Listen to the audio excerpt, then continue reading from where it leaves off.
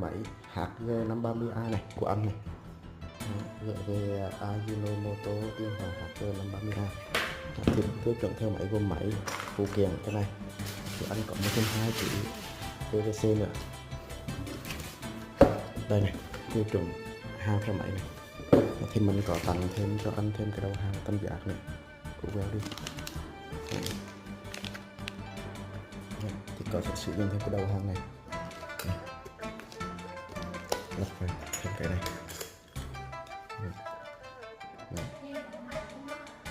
Cái đặt nhiệt độ mức 0 này, số 1 này chế độ làm mát, số 2 kết hợp nhiệt độ tầm khoảng 300 độ C.